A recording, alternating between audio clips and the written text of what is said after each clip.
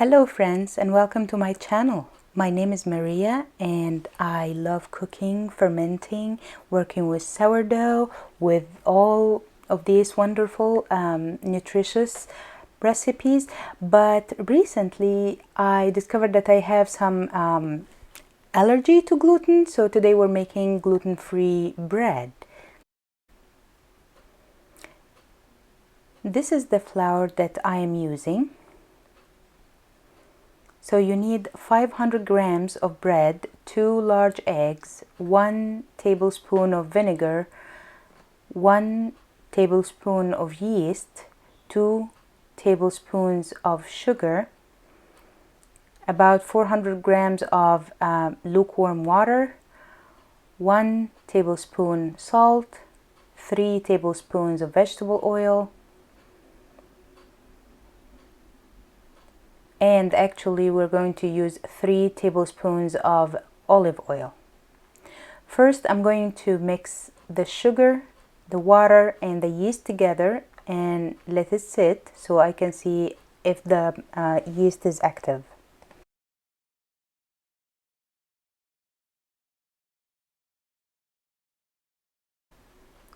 The other thing that's really neat about this recipe is that it's also dairy free. It's not vegan free because we have eggs, but it is dairy free. So actually, if you would like a gluten-free, vegan-free bread version of this, you can use chia eggs or Bob's Red Mill egg replacer to replace the 2 large eggs that I'm using in this recipe.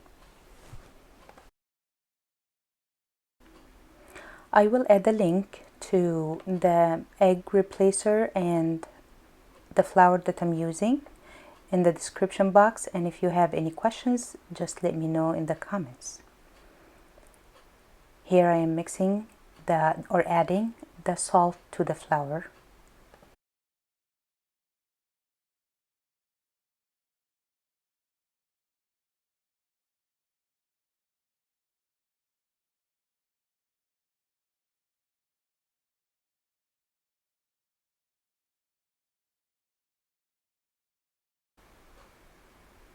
In a large bowl, you're going to add the white of the 2 eggs. We're not going to use the yolk, just the white of the 2 eggs in the big bowl, together with the vinegar and the oil.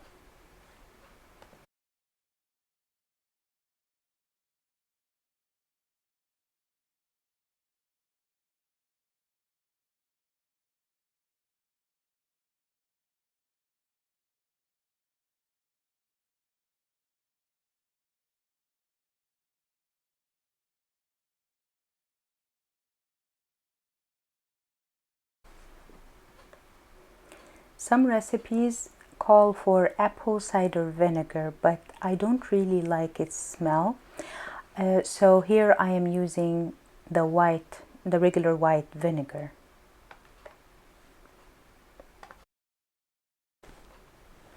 The reason why we use vinegar in gluten-free breads is that the acid lightens up the dough, so it will rise in the oven. So now in this big bowl we have the vinegar, the whites of the eggs, vegetable oil, and the yeast mix. Mix them all together until a foam starts to form on top.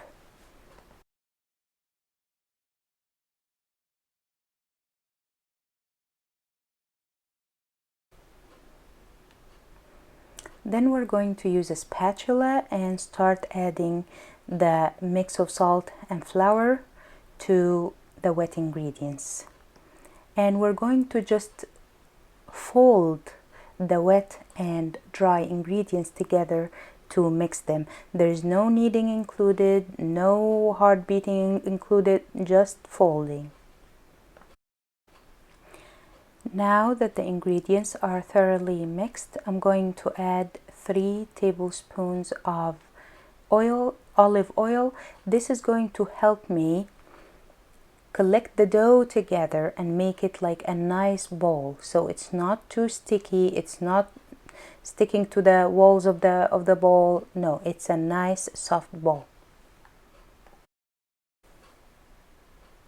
At this point, actually, the dough feels like some kind of cake dough. It's not very much like any bread dough that I have ever made, but we will see how it's going to rise in the oven, and I'm sure it's gonna be great.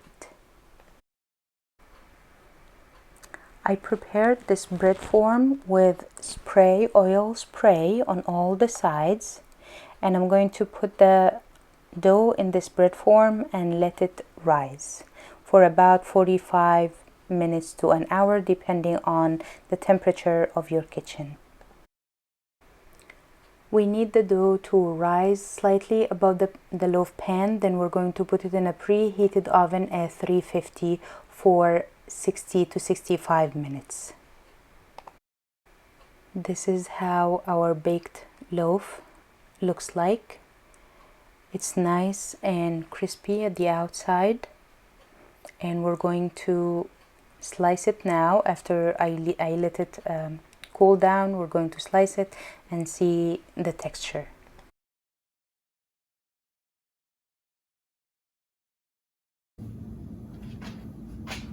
Are you ready? Mm-hmm. It's still warm.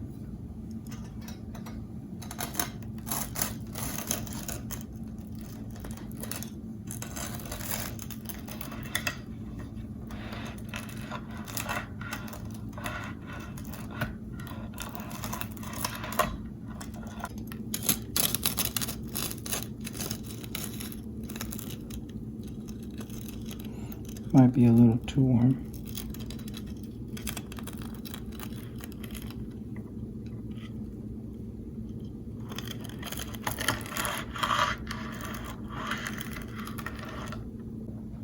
There's butter.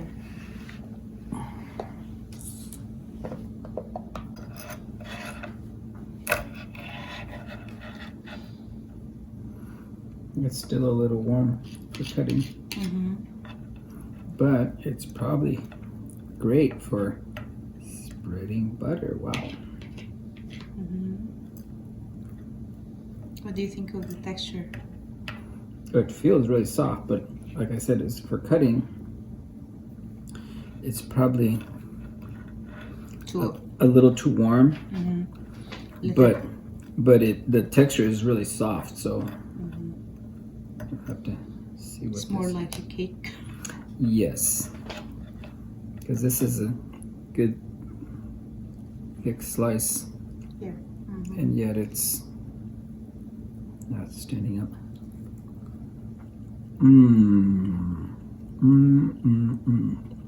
Yummy. So I get this, and you can have this.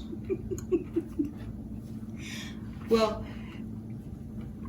I wanted to ask you what's the difference between this and sourdough bread, but what would you say? Well, the obvious difference is the taste, but also the obvious difference is the texture.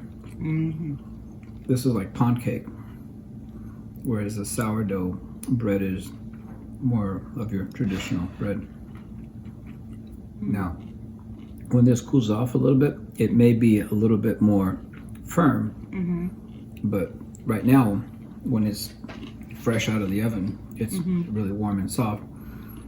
And when you warm it up later on, maybe as you try to make toast or something, it may also be really soft. You can't really make a sandwich out of this. Is it too soft? Because it's too soft, whereas you can definitely make sandwiches out of the sourdough. And it actually even maybe just a little bit thinner slice. Thank you. Well, I hope you enjoyed this recipe with us. Please like and subscribe, and see you next time. Happy cooking!